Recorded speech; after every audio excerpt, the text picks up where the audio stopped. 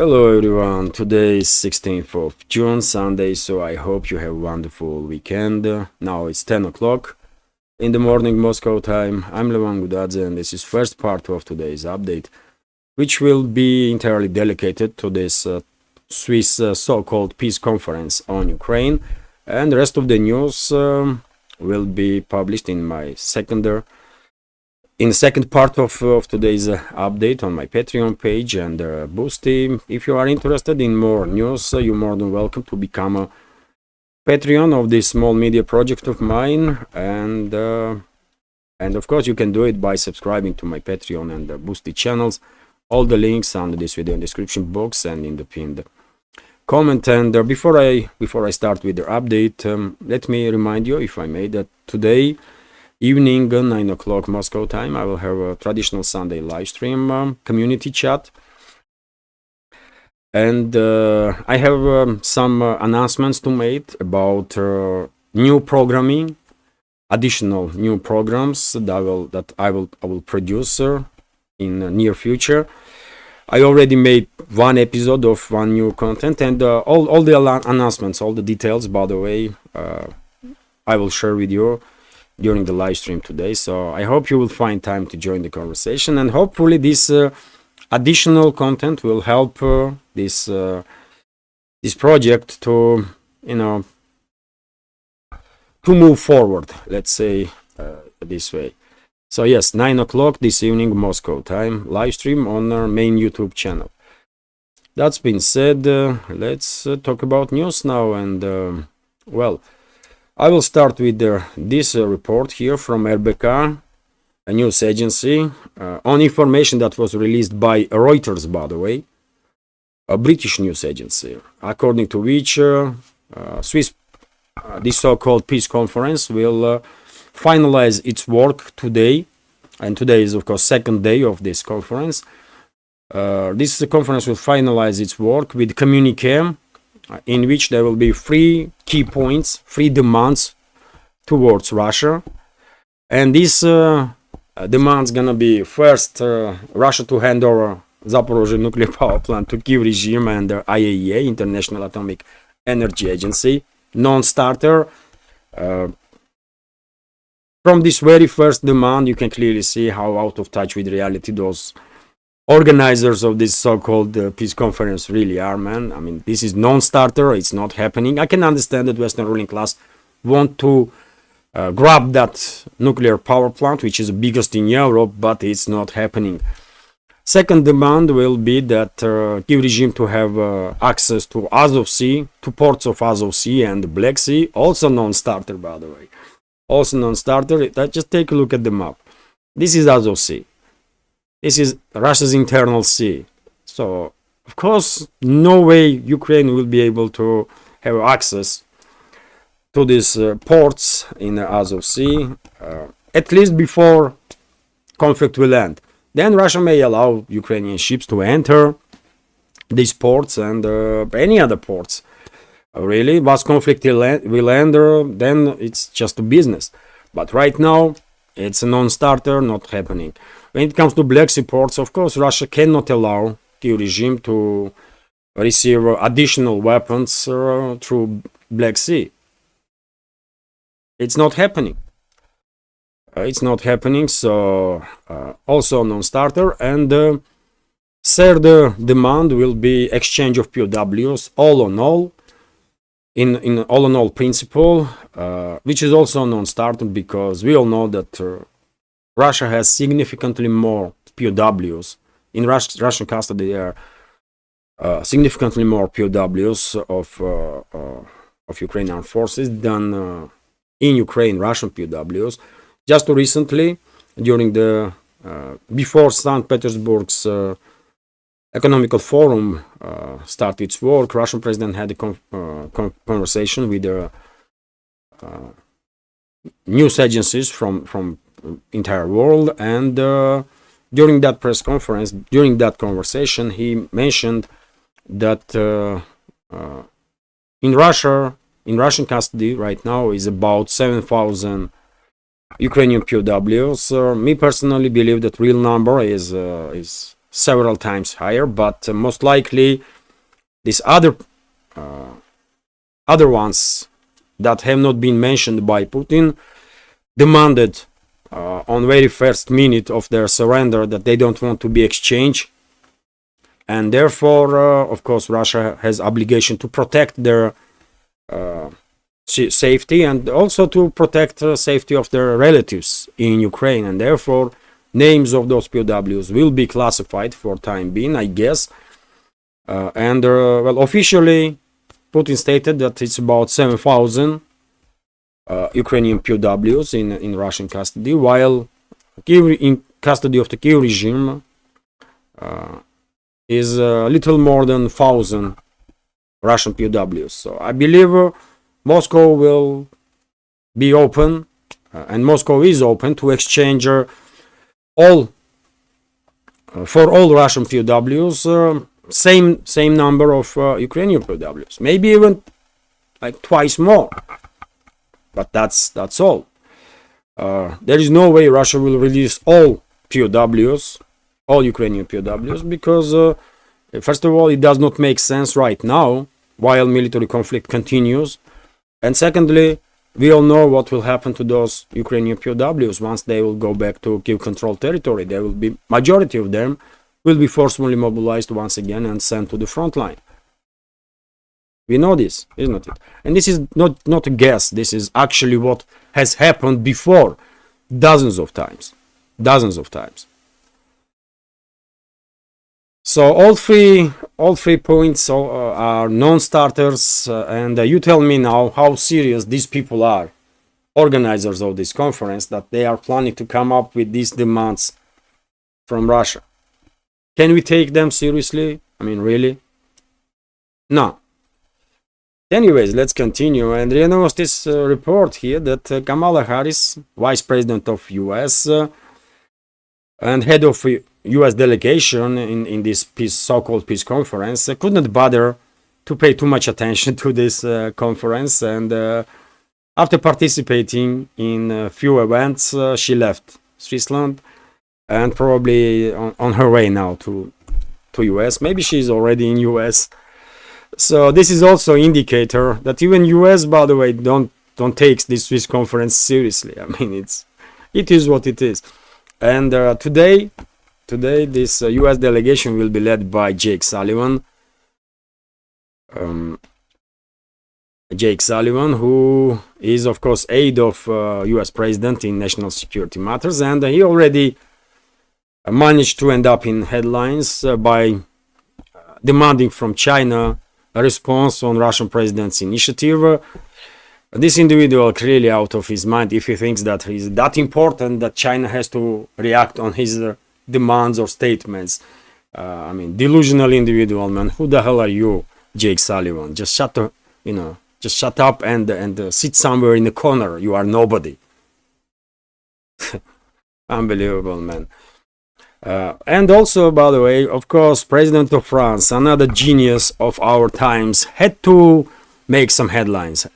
He could not help himself but to make some crazy statements about Russia. And once again demonstrate how Russophobic and anti-Russian he is, and therefore he made statement that Kiev must not capitulate, basically. So French President Emmanuel Macron has argued that Ukraine must not capitulate to Russian demands to bring lasting peace to their former Soviet republic. And then quote here, all of us are committed to building a sustainable peace. Oh, of course you are. Of course, I mean, we, rest of the world, know perfectly well how committed to peace you are. Western so-called elites of the West. Last time I checked, it was NATO member states, isn't it, that were sending weapons for tens of billions of dollars to Kiev regime, and money for another tens of billions of dollars to continue to prolong this conflict, this proxy war against Russia, and to sacrifice more and more Ukrainian citizens. So last time I checked, it was you, Macron, and your colleagues in the West that were prolonging this conflict. So what kind of peace you are talking about? Piece of garbage. Unbelievable, man. How these disgraceful elements end up in a position of power, man, in the West. It's crazy. But anyways, let's continue this news here. And then we have a quote, such a peace cannot be Ukraine's capitulation. There is one aggressor and one victim. He added that any agreement to end the fighting must restore Ukraine's sovereignty and respect international rule. Well, when Western ruling elites are starting to talk about respecting territorial integrity of the other countries, international law, that's when people losing, people stopping taking them seriously. You should never talk about these topics, NATO member states. You should never talk about these topics ever, because if anyone was breaking international law and not just intimidating countries worldwide, but destroying them, their territorial integrity included, it was NATO. Just take a look at the Yugoslavia and then Serbia. Who recognized independence of Kosovo? It was me, or it was NATO member states or Western ruling class? Who did it? That was a opening of Pandora box. So if you are acting this way, don't be surprised that you're not gonna be alone. You set a precedent, then other countries will follow suit, and because you destroy international law by your actions, now new reality has to be recognized in this world, and new sets of rules has to be agreed upon by world community. It is what it is. Western ruling elites cannot act like they have all the rights, they can do whatever they want, but no one else can. And when it comes to Ukraine, by the way, once again I will say, Russian side was very generous in 2022, in March, April, during this negotiations with Moscow and Kiev, initially in Belarus and then in Turkey. But we all know what happened. Western ruling class derailed that negotiations. And a few days ago, Russian president was also very generous with his offer of with his roadmap towards the peace. But yes, yet again, this generous offer was rejected by collective West and their puppets in Kiev regime, and therefore Moscow not gonna continue this. Moscow not gonna, propose another peace deals. Moscow will demand unconditional surrender from Kiev regime from now on. That's how it's gonna be. And number of high-ranking Russian officials, by the way, already stated that from now on there will be no talks. There will be no more talks. Russia will demand unconditional surrender of Kiev regime, and that's it. And Macron can continue talk some crazy stuff as long as he wishes. No problem. RT's report here that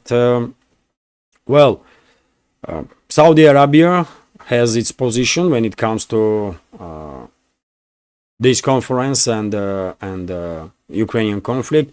No meaningful peace in Ukraine can be achieved without Russia. This is official position, official stand of Saudi Arabia, understandably so, because it does make all the sense. It's just obvious, isn't it?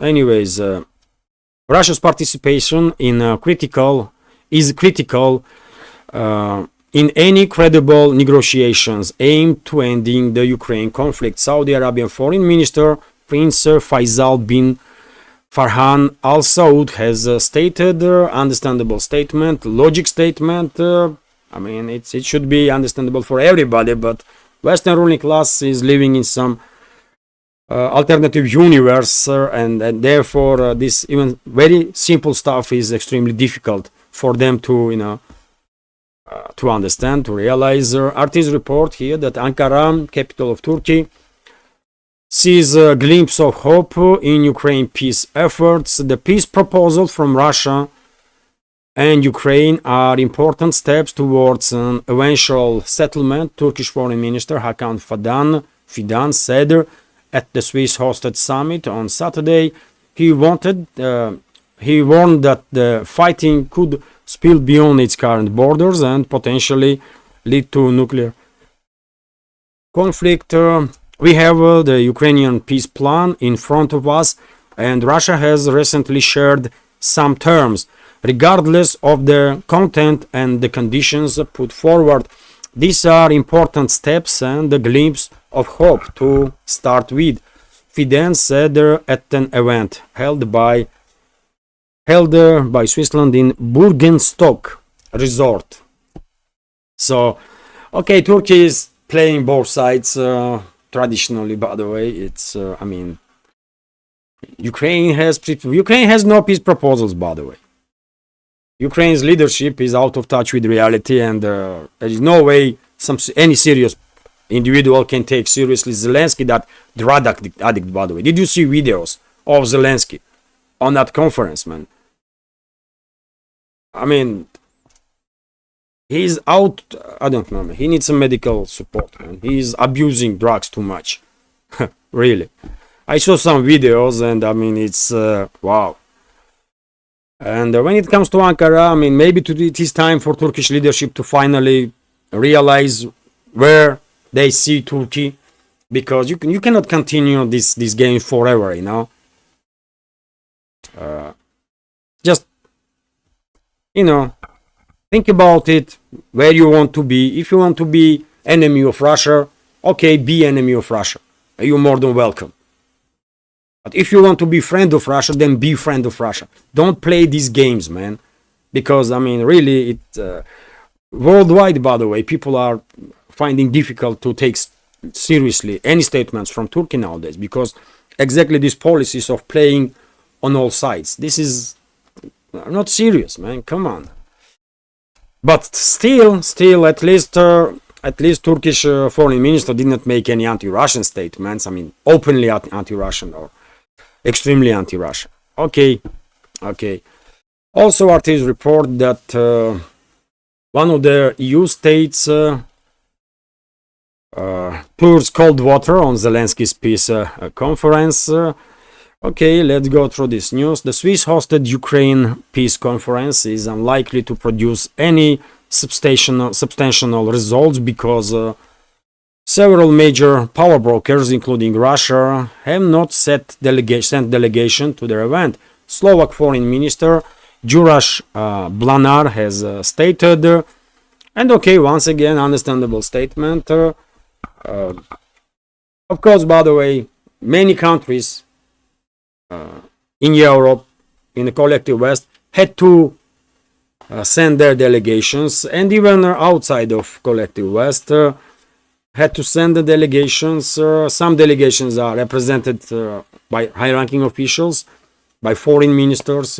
Some delegations, big member states send just whoever sent from big delegations, just second or third tier diplomats, not top politicians being seen in Switzerland. So I can understand why these delegations went to this conference. But yet again, it's good to know that they are courageous enough to say what they have to say right there in Switzerland, in face of these imbeciles that organized this conference. That this is nonsense. If major power brokers in this world are not participating, that what you are talking about here? What is the point of this gathering? It's so simple, isn't it? It's so simple, but Anyways, RIA Novosti is reporting that President of Finland, by the way, President of Finland, another Russophobic element, is demanding from China to have some influence on Moscow, force Moscow basically to agree on Western demands. How delusional this person really is. What is his name, man? Alexander Stubb. How stupid you really are, huh? Because these puppets, by the way, of the Washington and the London, these puppets of the ruling class of the West, in position of power among countries in the collective West, because their relationship with them build on because they have no relationships that are based on respect, because they are puppets of the true decision makers. They think all the other relationships worldwide are the same. That's why quite often these so-called leaders of the collective West are saying something like that. China should influence Moscow. China should do this. China should do that. I mean, Russia and China don't operate that way. Russia and India don't operate that way. These countries are operating on base of bilateral respect and respect of interests of each other. So China cannot force Moscow to do nothing, and Moscow cannot force Beijing or New Delhi to do anything, and New Delhi cannot force Beijing or Moscow to do anything. What are you talking about? And same goes for other capitals of the collective West. BRICS and new multipolar world is built on different principles. But these people, by the way, these elements formally in charge of collective West, they cannot understand this, because their relationships are based on different principles. They are always obeying orders of the true rulers of the West, whoever those rulers really are, you know. And that's why we are hearing these kind of statements that China should influence Moscow. Just go away, huh? Who are you, Blin? I'm the president of Finland, man. RIA Novosti's report that, well, unsurprisingly, by the way, on this so-called peace conference in Switzerland, there are some Nazi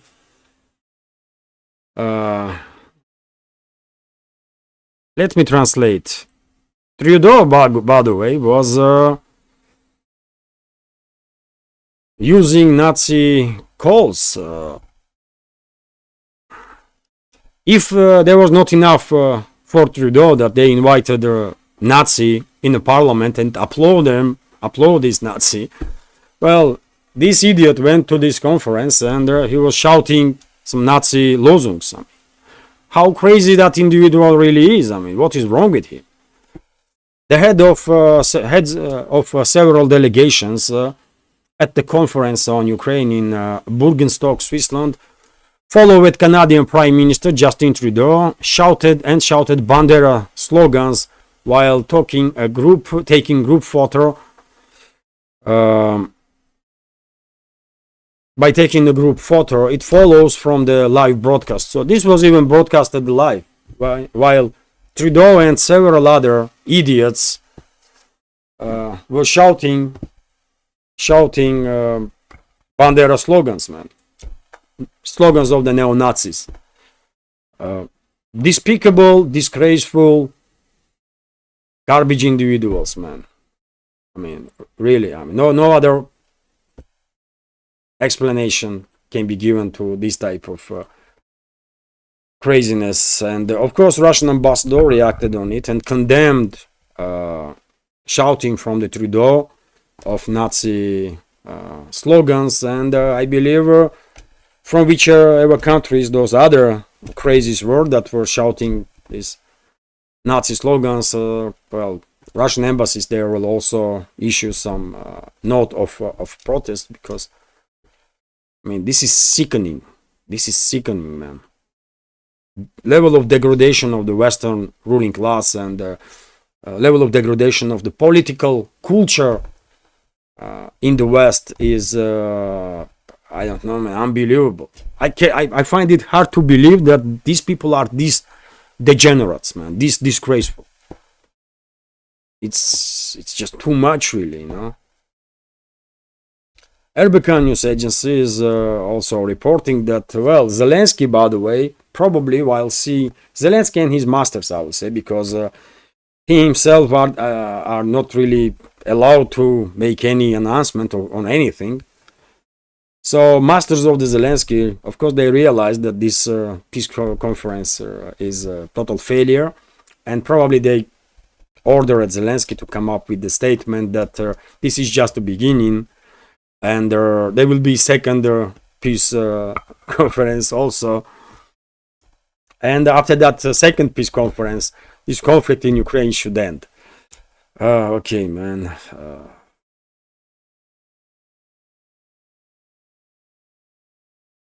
Unbelievable. So they want a continuation of the party, by the way. They want continuation of this clown show. Okay, do whatever you want to do, man.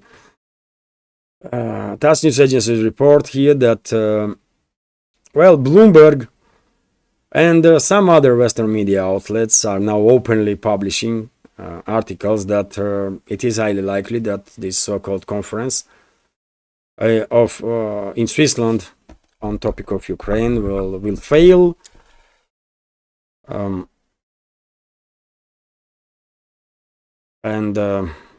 Okay. First of all, according to Bloomberg, this conference might fail big time because major countries, major BRICS member states, or BRICS member states in general, by the way, because in BRICS relationships are built differently based on bilateral respect.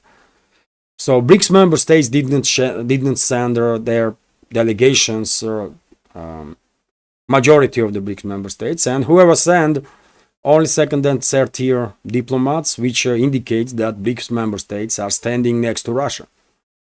And we are talking about major countries in this world, by the way. We are talking about major countries in this world and majority of the world's population, majority of humanity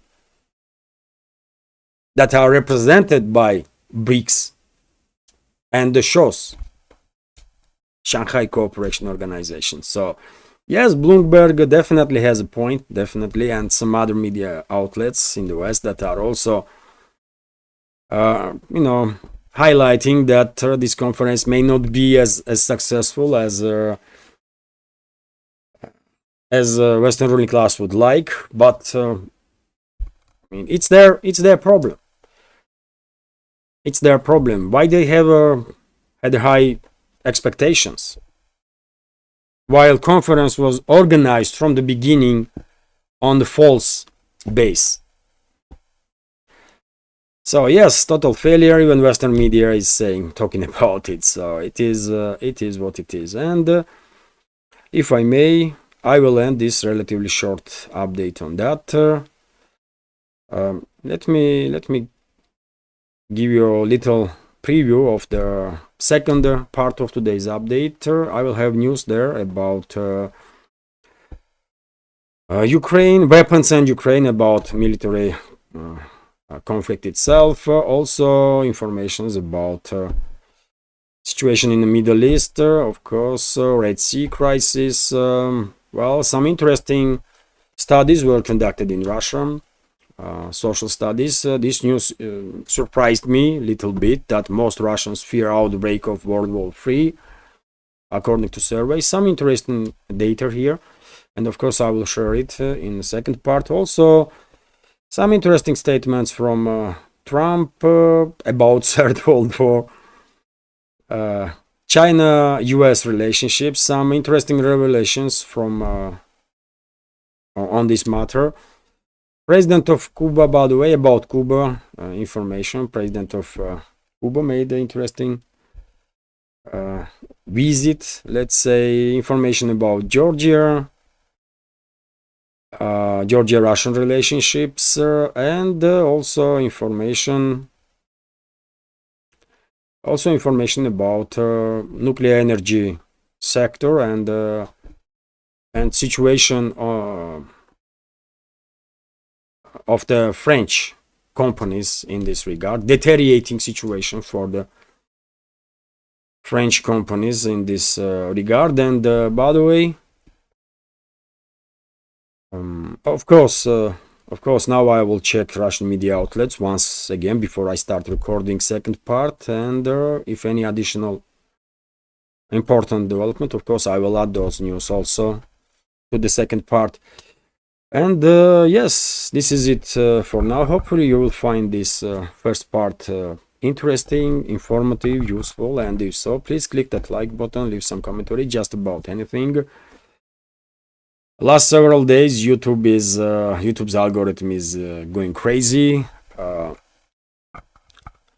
but well, at least we can try to influence this algorithm, and the only way we can to reach wide audience, and the only way we can try is more likes and comments just about anything. And of course, for very same reason, if you can please share information about my channel with your friends in real life and on the internet platforms that you are actively using. And finally, if you think this channel is interesting, useful, informative, and deserves to exist in this field of news and political commentary, please consider to support my work with small donations through PayPal, Boosty, or by subscribing to my Patreon page. All the links under this video in the description box and in the pinned comment. This is it for now. Have a great day. And dear friends, before I go, let me remind you once again that today evening, 9 o'clock Moscow time, I will have a live stream. It's gonna be community chat. So I hope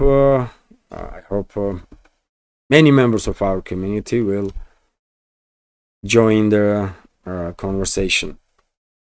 So yes, this is it for now. Take care.